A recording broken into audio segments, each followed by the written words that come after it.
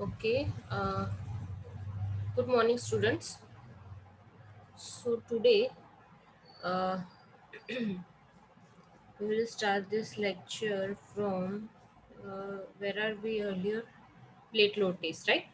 So, what is the meaning of plate load test, right? And how this experiment performs, right? So, so the test is a field test, right? So, it's basically used to determine the ultimate bearing capacity of soil and the probable settlement under a given loading. The test essentially consists in a loading rigid plate at a foundation level and determining the settlement corresponding to each load increment. So, as you see in the figure, the size of the bearing plate may be 30 by 30 or 75 by 75 centimeter, right? And the thickness of steel plate should be less than 25 mm. So here, the taste piece width is made 5 times the width of the base plate, right? So the BF is equal to 5 times BP, right? So here, in this figure, uh, these are the sections and the plan both are provided, right? So this is our bearing plate, right? And this is a BP. It means that base plate width of base plate, right? DP is equal to depth of plate, right? And this is our level of foundation. D is equal to depth of foundation, right? So uh, okay, so at the center of the pit, a small square hole is dug, as you see in the figure, second figure, right? A center of pit, a small square dug, right, whose size is equal to the size of the plate, right? So the depth of the hole should be dp by bp is equal to df by bf, right? Here dp is equal to depth of hole, bp is equal to width of plate, df is equal to depth of foundation, and bf is equal to width of foundation, right? So the loading of the test plate may be applied with the help of hydraulic jack. So the reaction of the hydraulic jack may be won by either of the following two methods. The first method is a gravity loading platform method, and the second is a reaction truss method, right? So the in the case of a gravity loading method, a platform is constructed over a vertical column resting on a test plate, and a loading is done with the help of sandbags, stones, or concrete blocks, as you can see in the figure, right? So the as per IS code 1888 to 1971, a seating load of zero point 0.7 ton per meter square is applied and then released. So the load is applied with the help of hydraulic jack in convenient increments, say of about one fifth, right? One fifth of the expected safe bearing capacity or one tenth of the ultimate bearing capacity. The settlement of the plate is observed by two dial gauges fixed diametrically opposite ends, right? This dial gauge, right, it's provided at the opposite end, right, to this loading post. So with the sensitivity of 0.02 mm, the dial gauge capacity is 0.2 mm, right? So settlement should be observed for each increment of load after an interval of 1, 4, 10, 20, 40, and 60 minutes. And therefore, after it hourly intervals unit, the rate of settlement becomes less than 0.02 mm per hour. Right. So the maximum load that is to be applied corresponding to 1.5 times the estimated ultimate load or the 3 times of proposed allowing bearing pressures. Right. So in the figure, sorry. Okay, so in this figure, right, it shows a typical load settlement curve for different types of soil. So here the first case is a curve 1, which is also called dense coagulous soil, right? So this is a typical dense sand or gravel or the stiff clay where in general shear failure occurs. So the point where the curve becomes suddenly steep is located, and the same is considered as the point corresponding to the failure or ultimate load. The second curve, right, the second curve is known as a partially cohesive soil, right? It is a typical of loose sand or the soft clay where any local shear failure occurs. So in this case, continuous stepping of the curve is observed, and rather the difficult to locate the point corresponding to the failure load. So the point corresponding to the failure or ultimate load is obtained by the intersection of the two tangents drawn as shown in figure 2.11, right? These tangents are drawn, right? So curve 1 each which is represent as general shear failure, and curve 2 represent as a local shear failure. So curve 3 is a typical of C5 soil which exhibit characteristics intermediate between the above two, right? So in the case also the point corresponding to the failure or ultimate load cannot be easily located, and the same criteria as in case of curve 2 is applied, right? So in a load settlement curve is plotted as shown in this figure, right? So the ultimate load for the plate QP is indicated by a break on a log plot, right? So if the break is not well defined, the ultimate load is taken as a corresponding to a settlement of 1/5 of the plate width, right? So on the natural plot, the ultimate load for the plate, right, the ultimate load for the plate QP is obtained from intersection of the forward and backwards tangents as shown in this figure. So the ultimate bearing capacity of proposed foundation, which is known as a QF, can be obtained from the following reactions. First is for clay soils where QF is equal to QP.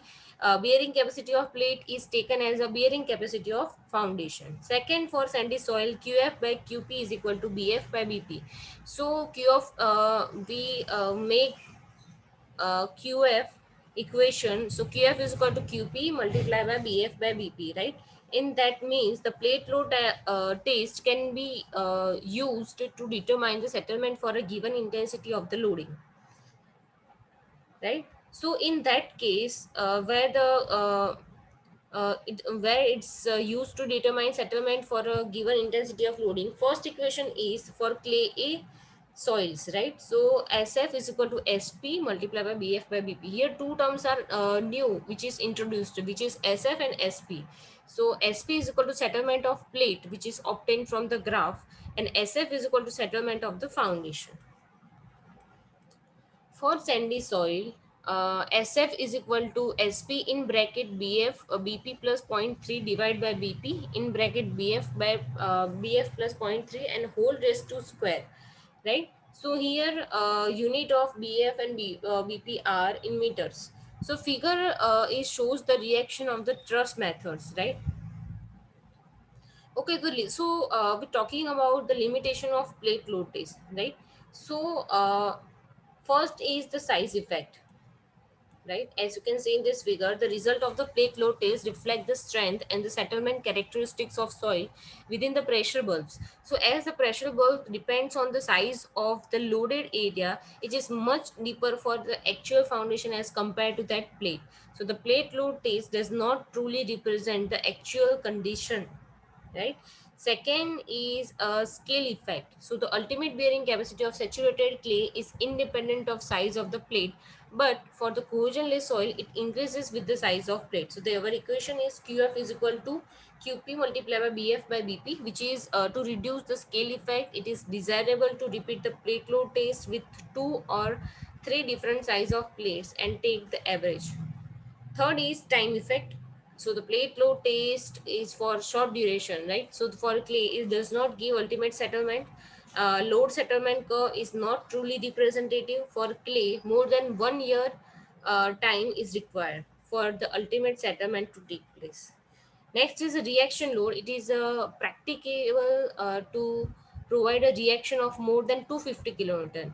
Hence, the test on the plate of size larger than zero point 0.6 meter width is really difficult. Next point is the water table. So the level of water table affect the bearing capacity of the sandy soils. If the water table is above the level of the footing, it has to be lowered by pumping before the placing the plate. Next is interpretation of failure load. So the failure load is not well defined except in the case of general shear failure. So the error of the personal interpretation may be involved in other type of failures.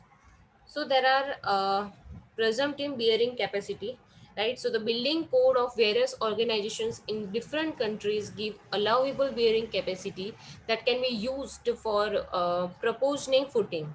So this type of values are known as presumptive bearing capacity.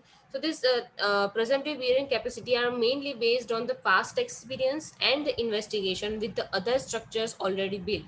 So as these values are based only on the visual classification of the surface soil, they are not reliable. So these values do not consider important factors affecting the bearing capacity, such as shape of the building, width of the building, depth of the footing, right? The location of the water table, strength and compressibility of soil. So generally, these values are conservative and can be used for preliminary designs or even final design of small and unimportant the structures, right? So in IAS code 1904 1986 recommends that the shape bearing capacity should be calculated on the basis of the soil taste data. So, in the absence of such data, the values of the safe bearing capacity can be taken equal to presumptive bearing capacity values given in our table number 2.1, right, in the mentioned code. So, it is further recommended that for cohesive, non-cohesive soils, the values shall be reduced by 50% of the water table, reduced by 50% if the water table is above or near the base of the footing, right? Next is the settlement of foundation. So geotechnical engineers is called upon to predict the magnitude of the settlement and rate of settlements of foundations due to structural loads. So if the settlement is excessive, it may cause the structural damage. So the total settlement of the saturated clay strata under excess effective pressure may be, first is a immediate settlement, second is a primary consolidation, third one is a secondary consolidation, right? So talking about immediate settlement, when a partially saturated soil mass is subjected to external load, a decrease in a volume occurs due to expulsion and the compression of air voids, right? So a small decrease in a volume also occurs due to compression of solid particles. So decrease in the volume of soil mass due to the compression of soil particles and expulsion of air is known as immediate settlement, which is known as SI or initial settlement, right? So for the saturated soil, the initial consolidation is mainly due to the compression of the solid particles. Next is the primary consolidation or consolidation settlement known as a SP. So after the initial consolidation, the further reduction in a volume of soil mass occurs due to expulsion of water from the voids. So this is known as a primary consolidation. So if in the fine grained soil, the primary consolidation occurs over a long time. So on the other hand, in coarse grained soils, the primary consolidations occur rather quickly due to high permeability, right? So as the water escapes from the soil, the applied pressure is gradually transferred from the water in the voids to the solid particles, right? So the effective stress is increased, right? So as the water escape out from the soil during the consolidation, excess pore pressure decreases. Effective pressure on the soil increases, but the degree of saturation remains the same.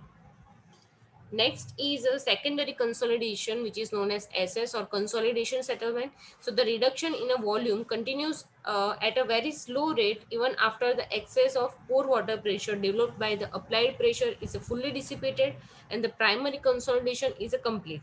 So this additional reduction in the volume is known as a secondary consolidation. It is mainly due to the expulsion of a highly viscous water and the plastic readjustment of solid particles. So the secondary consolidation becomes important for certain type of soil such as peats and soft organic clays. So for stiff clays, right, this component is relatively small. So the total settlement as you can see SI SC, right, in SS, right? So initial consolidation, primary consolidation, and the secondary consolidation. So total settlement is SI plus SC plus SS, right? Okay, so we stop our lecture here. If you have any confusion about this topic, then you can contact me, right?